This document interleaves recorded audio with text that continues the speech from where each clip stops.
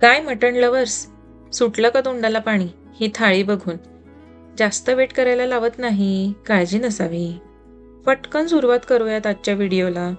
आषाढ महिना चालू आहे तर म्हटलं प्रत्येकाच्या घरी त्यांच्या त्यांच्या परंपरेनुसार व्हेज नॉनव्हेज पदार्थ बनत असतात. आमच्याकडे दोन्ही बनतात. आज नॉनव्हेजची बारी आहे, व्हेज घेऊन नंतर येते. मटण व्यवस्थित धुवून घेतलं की त्याला हळद आणि मीठ चोळून थोडा वेळ मॅरिनेट करून ठेवायचं.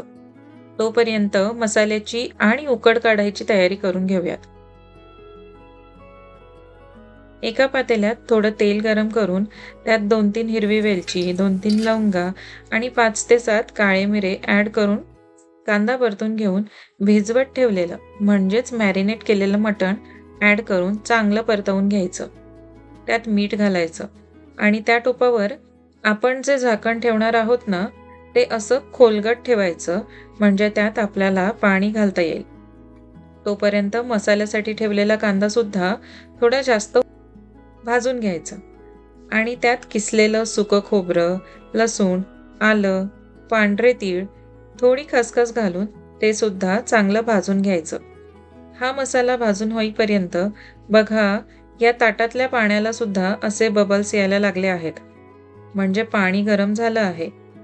आणि इतका वेळ आपण हे मटण फक्त तेलावर परतायला ठेवलं होतं.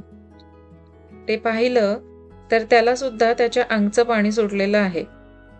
आता या स्टेजला हे ताटातलं पाणी या मटणामध्ये ॲड करायचं आणि याच पाण्यात आता हे मटण शिजू द्यायचं. वरून झाकण ठेवायचं. मटण शिजतंय तोपर्यंत आपण भाकरी बनवून घेऊयात. भात आधीच शिजवायला ठेवला आहे. आमच्या घरात आम्ही 5 माणसं आहोत. त्यापैकी मी व्हेजिटेरियन आहे आणि बाकीच्यांसाठी 4 भाकरी बनवाव्या लागतील. तर त्याच बेतानं भाकरीचं पीठ काढून घ्यायचं परातीमध्ये. आता मला खूप वर्षांचा अनुभव आहे, त्यामुळे मला व्यवस्थित अंदाज आहे की किती पीठ लागतं 4 भाकरींसाठी. तुम्ही नवीन असाल तर काळजी करू नका. हळूहळू सरावाने जमतात गोष्टी. आणि हवं असेल तर मला कॉमेंट करून सांगा. जर तुम्हाला भाकरी कशा बनवायच्या या विषयावर व्हिडिओ हवा असेल तर मी नक्की व्हिडिओ करून पोस्ट करेन. मी 8 वर्षांची होते त्यावेळेपासून माझ्या आईने मला स्वयंपाक शिकवायला सुरुवात केली. सगळं नाही, पण हळूहळू. पण मी अगदी 7वीला होते तरी देखील मला भाकरी काही जमत नव्हत्या. त्या मला माझ्या आत्याने शिकवल्या. जेव्हा मी 7वीची वार्षिक परीक्षा देऊन उन्हाळ्याच्या सुट्टीमध्ये तिच्याकडे राहायला गेले होते. आयुष्यात आपल्याला बरेच लोक भेटतात जे आपल्याला काही ना काही शिकवून जातात. जसं मागील व्हिडिओमध्ये भरीत बनवण्याची पद्धत मला माझ्या एका मामींनी शिकवली होती. तसंच भाकरी बनवण्याची पद्धत किंवा भाकरी बनवायला मला माझ्या आत्याने शिकवली. आता भाकरी तव्यावर टाकली की त्याला पाणी लावायला विसरू नका बरं का, नाही तर भाकरी सालजते आणि हवी तशी टम्म फुगतही नाही. कधी कधी दोन्ही बाजूंनी छान भाजून घ्यायची भाकरी.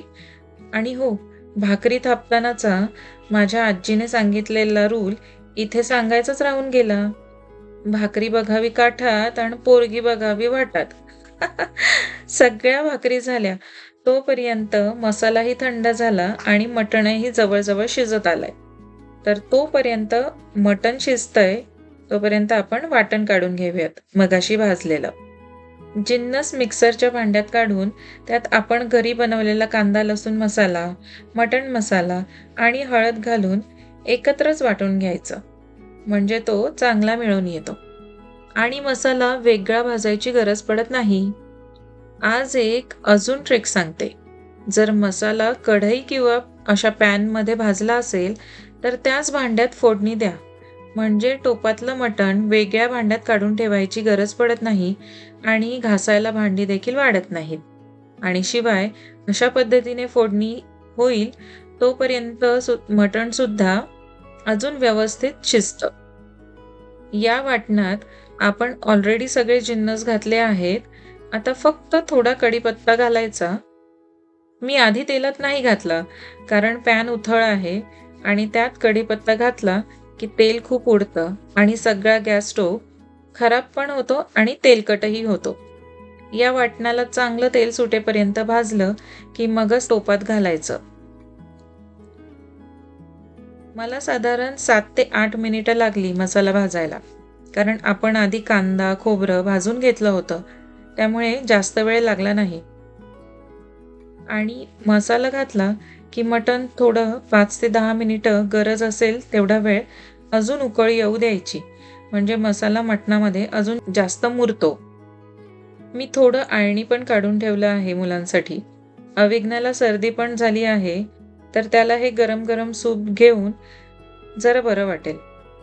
आता बघा, काय भन्नाट रंग आलाय मटणाच्या कालवणाला. मी जरी प्युअर व्हेजिटेरियन असले, माझी नॉनव्हेज बनवण्याची भांडी जरी वेगळी असली, तरी मला माझ्या कुटुंबाला हे पदार्थ बनवून खाऊ घालायला मात्र खूप आवडतात. त्यांना प्रेमाने वाढलं की माझं मन भरतं. हे जरी खरं असलं, तरी माझं पोट भरायला पण काहीतरी हवंय ना? मग सकाळी पराठे बनवले होते. त्यांच्याच अशा फ्रँकीज बनवल्या आणि मी खाऊन घेतल्या. तुम्ही अशा पद्धतीने मटण बनवून बघा आणि मला कॉमेंट करून नक्की सांगा, तुम्हाला आवडलं की नाही. भेटू पुन्हा. नमस्कार.